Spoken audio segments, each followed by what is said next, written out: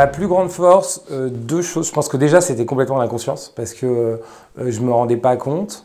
Et puis, un appétit immense, quoi. J'avais envie de faire des choses. Et ça, je pense que c'est la qualité principale que doit avoir un entrepreneur. Parce que comme on doit tirer les autres avec soi et les emporter dans un projet, si on n'a plus envie, c'est terminé. On peut plus. On est le cheval, en fait, de tête. Donc, si on n'a plus envie d'avancer, bah, bye bye, il faut passer la main. Si à un moment, il n'y a pas une part d'inconscience et puis une envie démesurée de faire des choses, on ne peut pas faire.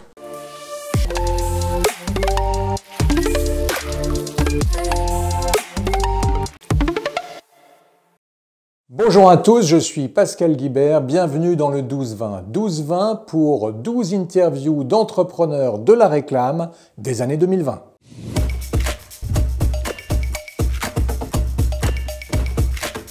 Quand j'ai monté Steve, c'était de façon assez inattendue. La réalité, c'est que j'étais directeur de création chez Marcel et en réalité, je pars de chez Marcel en me disant que j'arrête la pub. Je pensais avoir vraiment fait le tour du sujet et puis je n'étais pas très bien dans ces groupes. J'avais été dans différents groupes, j'avais commencé chez BETC, après TB, après Marcel et puis il y avait toujours un truc qui m'allait pas trop. Donc je quitte Marcel en me disant bon, j'arrête la publicité et pendant un an j'ai rejoint une boîte qui faisait des applications mobiles pour enfants. J'avais deux enfants qui avaient 1 an ou 2 ans et j'ai mis toute ma créativité au service en fait de ce que j'avais sur le moment chez moi sous les yeux, c'est-à-dire 2 bébés, et je fais des applications mobiles. Donc j'ai fait Bonne Nuit les Petits, Sophie la girafe, et puis en devenant entrepreneur, je me suis rendu compte qu'en fait ce modèle me convenait et que c'était pas la pub que j'aimais pas, si vous voulez, c'était être salarié dans une grosse boîte qui me plaisait pas. Du coup, au bout d'1 an, j'ai arrêté de faire ces applis pour enfants et puis je suis revenu vers le métier qui me passionne depuis toujours, c'est-à-dire la publicité, un métier passionnant, riche, où on fait jamais 2 fois la même chose. On s'intéresse à tous les secteurs de l'industrie, de l'alimentaire. Dès qu'il y a une nouveauté, on est au courant. Enfin, on s'ennuie jamais. Donc, je suis reparti dans ce secteur de la publicité et j'ai monté ma boîte Steve.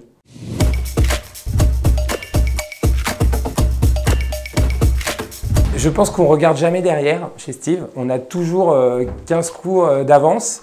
On investit énormément. Alors parfois, quand je discute avec d'autres entrepreneurs, ils ne comprennent pas. Nous, on fait assez peu de résultats. On va se dire les choses, on fait assez peu de résultats en fin d'année parce que dès qu'on gagne un peu d'argent, on se pose la question de comment on peut le réinvestir, comment on peut se développer dans l'humain. Et je pense qu'une des clés du succès de Steve, c'est qu'on n'a jamais eu peur d'investir dans l'humain, dans les talents.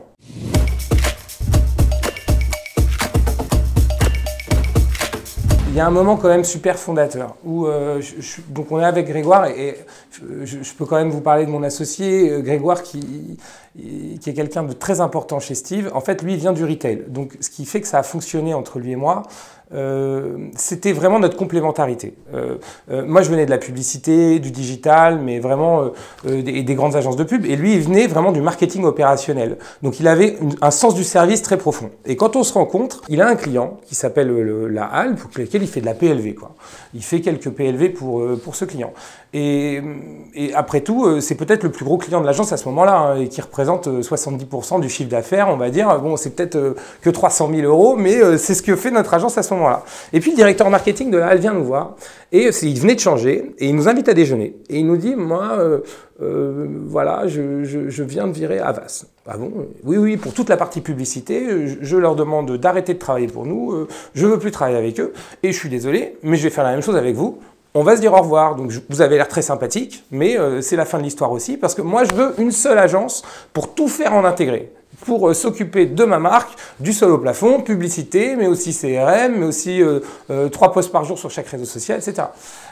Et donc je vous laisse 3 mois. Là, comme on ne se quitte pas forcément en super bon terme avec la grosse agence, eh bien, je dois faire un film pour la rentrée, je vous laisse le film, et puis après on se dit au revoir. Et nous, on sort de ce déjeuner avec Grégoire, on se regarde tous les deux, et on se dit, bah, de toute façon, on n'a rien à perdre, qu'est-ce que tu veux? Toi, tu connais hyper le retail, moi, je lui dis, je connais la pub, bah, on va lui faire sa plateforme de marque, on va lui travailler sa signature, et puis on va tout lui décliner du sol au plafond, hein, on va faire ce qu'on sait faire.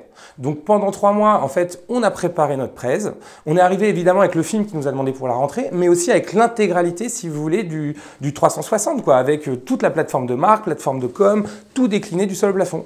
Le directeur marketing, donc, qui venait d'arriver, a regardé notre presse et nous a dit, bah, c'est exactement ce que je veux faire.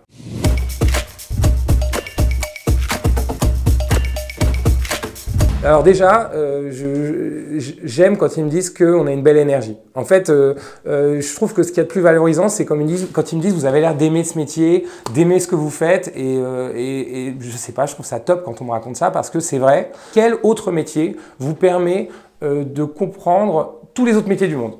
C'est-à-dire que dès qu'il y a un nouveau métier qui existe, finalement, nous, on doit essayer de comprendre ce que c'est et puis s'y intéresser. Donc ça, c'est génial. Pas 2 jours sur le même sujet. C'est un métier pour les grands curieux, la publicité.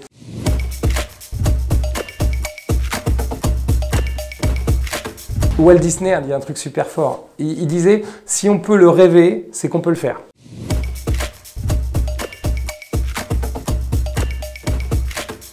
Oh bah, l'amour de la publicité. L'amour de la publicité et l'amour des gens que je côtoie tous les jours. Franchement, j'adore les équipes de Steve. C'est des gens formidables. Ils sont à l'image de la pop culture. Vous savez, la pop culture, c'est des univers très différents qui sont ensemble.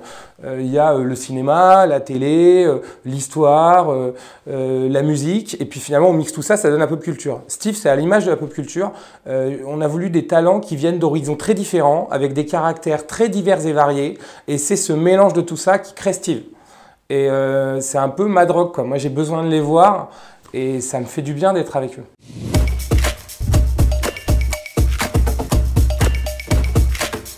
Alors, je vais vous dire, je pense que je serais incapable d'écrire mes mémoires parce que je me projette toujours vers l'avant.